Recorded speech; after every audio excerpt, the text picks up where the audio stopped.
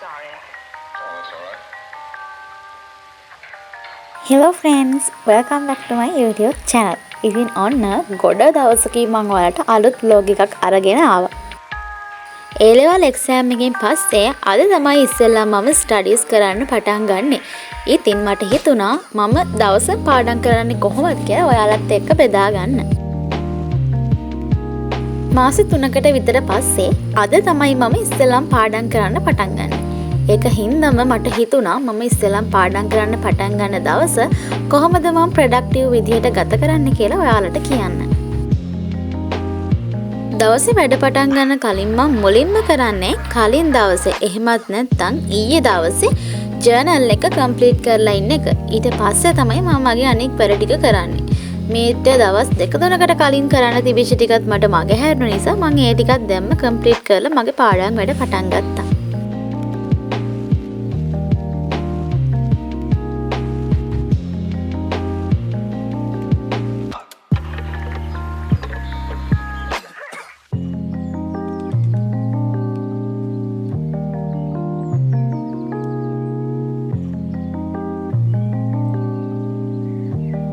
ඔයාලා බලනවා ඇතිනේ මම මොනවද මේ පාඩම් කරනවා කියලා කරන්නේ කියලා. ඉතින් මම පාඩම් කරන්නේ EPS topic exam එකට.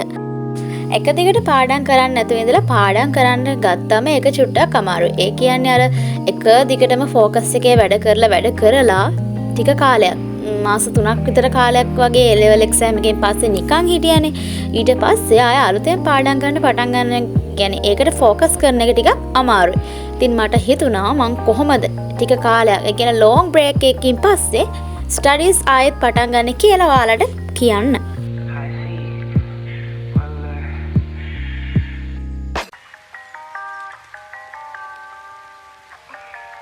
Ridiculous. I'm sorry. Oh, that's all right.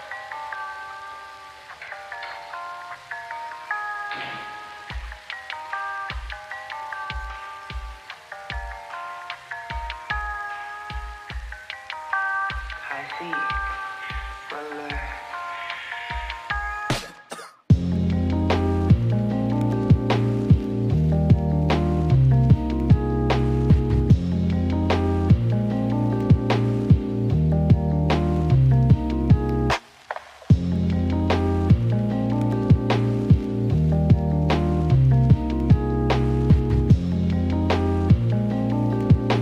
මේක තමයි මම ඉස්සෙල්ලාම කරන full day study vlog එක. ඉතින් ඉස්සරහට මාත් එක්ක එකතු වෙලා ඉන්නාලා හැමෝටම පුළුවන් මේ වගේ study කරන්නේ කොහොමද? එතකොට අලුත් study tips එතකොට මම මොනවද පාවිච්චි කරන්නේ පාඩම් කරන වෙලාවට වගේ දේවල් ඔයාලට මාත් එක්ක බෙදා ගන්න පුළුවන්.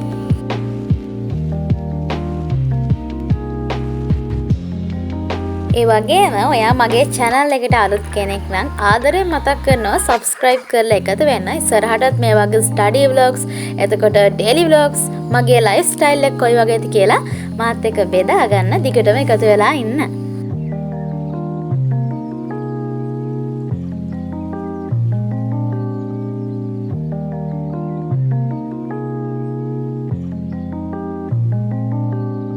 ඉස්සර නම් පාඩම් කරද්දි පැය 2-3 වගේ එක දිගට ફોකස් කරලා පාඩම් කරන්න පුළුවන්. හැබැයි දැන් අලුතෙන් ආයෙ ස්ටඩීස් කරන්න ගත්තම ඒ ට්‍රැක් එකට වැඩෙන ටිකක් අමාරුයි. ඒක නිසා අර ඉස්සර වගේ එක දිගට පාඩම් කරන්න බෑ. පොඩි බ්‍රේක් අරන් විශේෂයෙන් මම අද පාඩම් කරපු දවසේ නම් පැය 2-3 වගේ ලොකු බ්‍රේක්ස් ගත්තා. නැත්තම් අර එක දිගට ફોකස් කරද්දි චුට්ටක් අමාරු නිසා.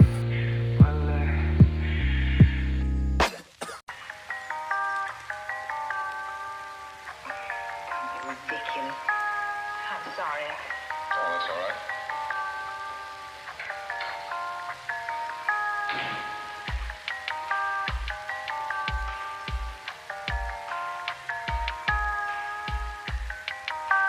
I see. Well,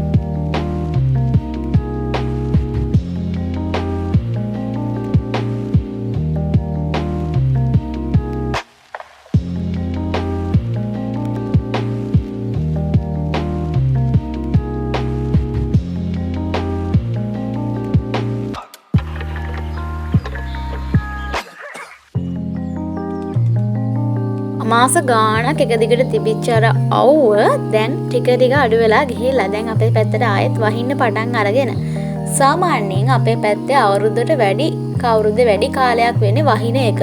මේ වගේ එක දිගට පායන්නේ ගොඩාක් අඩුවේ. මේ අවුරුද්දේ තමයි මං හිතන්නේ එහෙම ගොඩාක් එක දිගට පායපු කාලයක් තියෙන්නේ. මට මතක ඇති කාලෙක නම් එහෙම ගොඩාක් එක දිගට පෑවුවේ නැහැ. සාමාන්‍යයෙන් මේ පැත්තේ දේශගුණය වැඩිපුරම තියෙන්නේ වැහි කාලගුණයක් තමයි.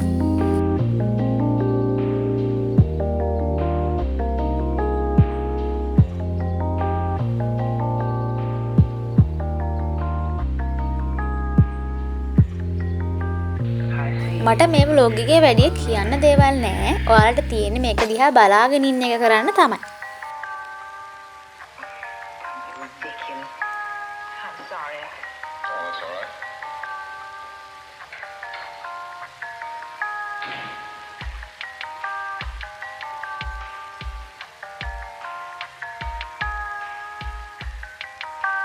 I see.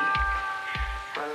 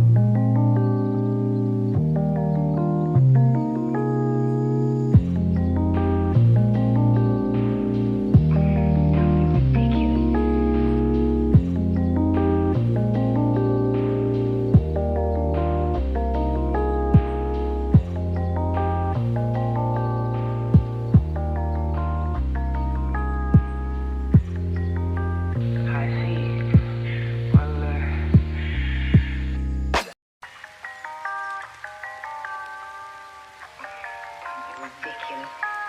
I'm sorry. Oh, that's all right.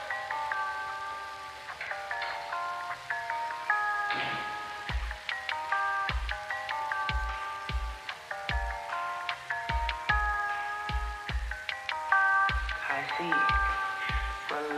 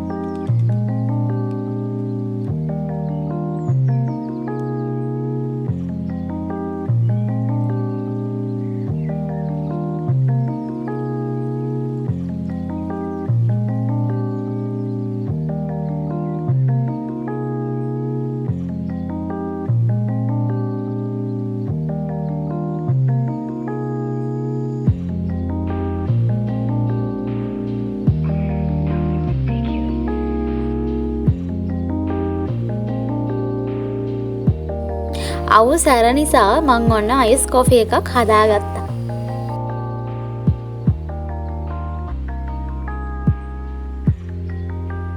I see.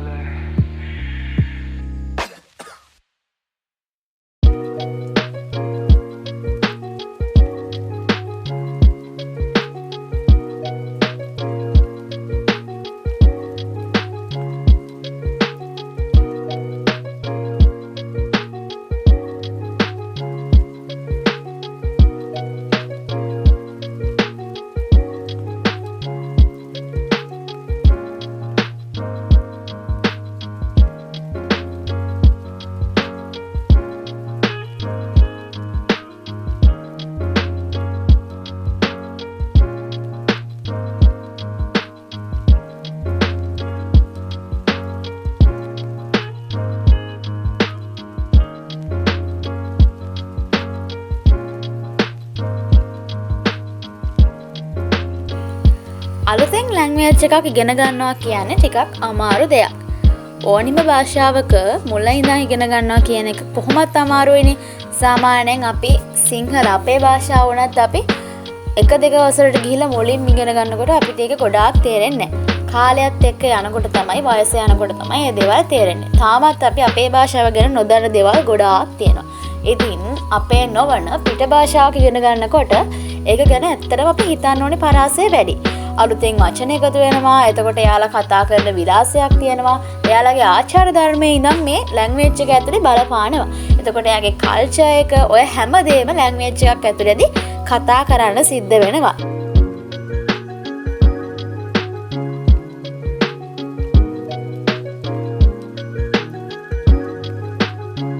හී ළමයි මට පොඩ්ඩක් වචන පැටලෙනවා ගණන් ගන්න එපා හොඳද මේ මං හිතන්නේ මං වොයිස් කරන 4 වෙනි හෝ 3 වෙනි වීඩියෝ එක.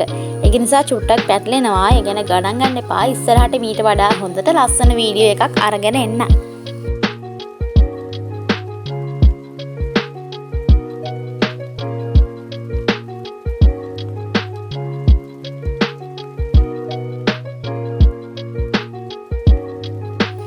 ලබෙන සතිය O-level exam එක පටන් ගන්නවානේ. මං කලින් වීඩියෝ එක දැම්මා මම යූස් කරපු ස්ටඩි ටිප්ස් කොහොමද මම O-level exam එකට ලිව්වේ කියලා.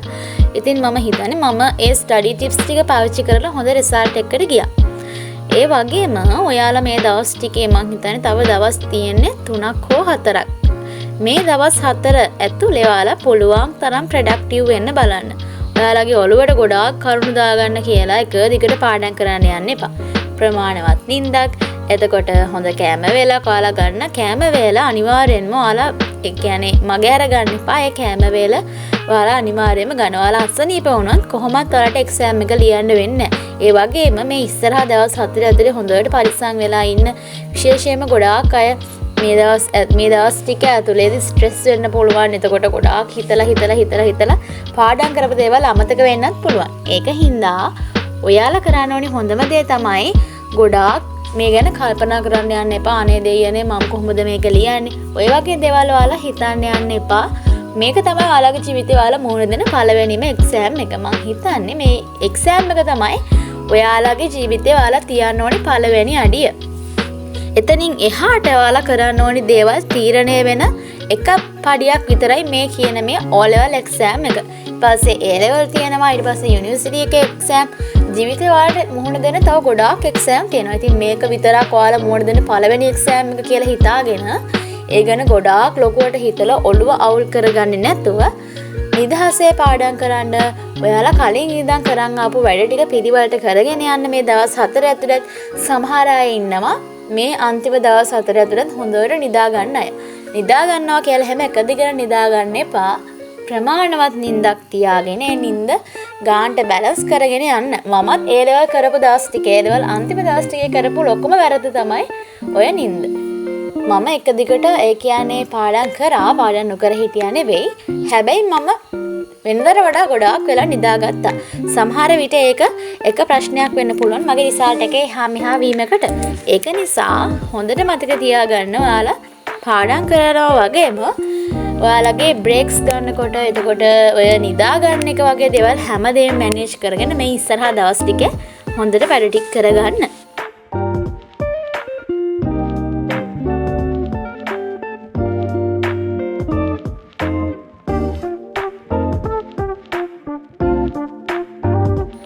ඉතින් මගේ ෆේවරිට්ම ප්ලේලිස්ට් එක ප්ලේ කරලා ඔන්න මම මගේ අනික් වැඩ ටික ඉස්සරහට කරගෙන යන්න ගත්තා.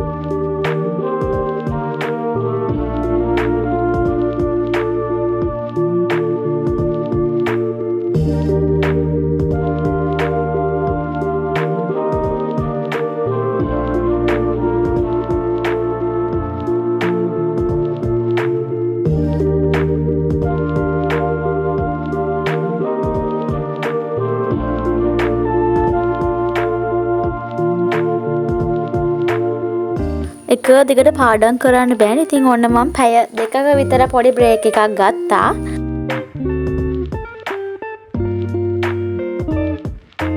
මම පාඩම් කරන තැන ටිකක් වෙනස් වෙලා නේද? මම අලුතෙන් ඉන්ඩෝර් ප්ලාන්ට් ටිකක් එකතු කරා. අලුතෙන් කියන්නේ මේවා අලුතෙන් එකතු කරා කියනවා කලින් මං ගාව තිබුණා. හැබැයි ඒවා මැරුණා මට කෙයා කරන්න වෙලාවක් තිබුණේ නැහැ ඒ ලෙවල් එක්සෑම් එකත් එක්ක. පස්සේ මම ආයෙත් ඔන්න පැල ටිකක් හොයාගෙන මම ආයෙත් මගේ ස්ටඩි ප්ලේස් එක ගාව ටිකක් එක ලස්සන කරගන්න තිබ්බා. ඉතින් සාමාන්‍යයෙන් මම මේ විදිහට පැල වවන්න ගත්තේ 2000 වවන්න කියන්නේ මම හරියටම ඉන්ඩෝර් ප්ලාන්ට් ගැන දැනගන්නේ 2023. හැබැයි මං ගාව අර නිකන් ඔය වතුරට දාලා මල් පැල තියාගෙන ඉන්න පොඩි පුරුද්දක් මං ගාව තිබුණා. ඒක පස්සේ තමයි හරියට පස්වල හිටවලා මේක මේ විදිහට තමයි මේවට කෙයා කරන්නේ මේවට මේ විදිහට වතුර දාන්නේ පොහොර දාන්නේ කියලා හරියට දැනගත්තට පස්සේ තමයි ඔන්න මම ඉන්ඩෝර් ප්ලාන්ට් වවන්න පටන් ගත්තේ.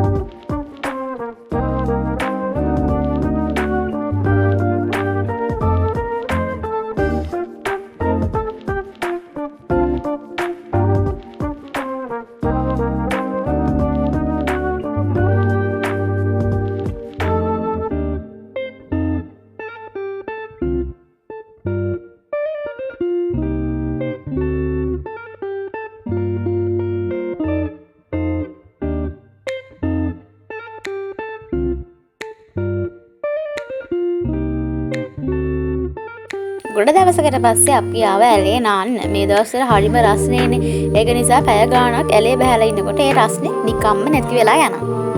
නාන්න ගිහින් එද්දි යාළුවෙකුත් හම්බුණා. මේ තමයි මං අද දවසට පාඩම් කරපු අන්තිම ස්ටඩි සෙෂන් එක. ගොඩ කාලයකට පස්සේ එක දිගට පාඩම් කරන්න නැතුව ඉඳලා ආයෙත් පාඩම් කරන්න ගත්තට පස්සේ ඉස්සෙල්ලම පාඩම් කරපු දවසේ පැය 5ක් 6ක් විතර එක දිගට පාඩම් කරා. ඉතින් හිතුවට වඩා හොඳට මං අද දවසේ ප්‍රොඩක්ටිව් විදිහට ගත කරා.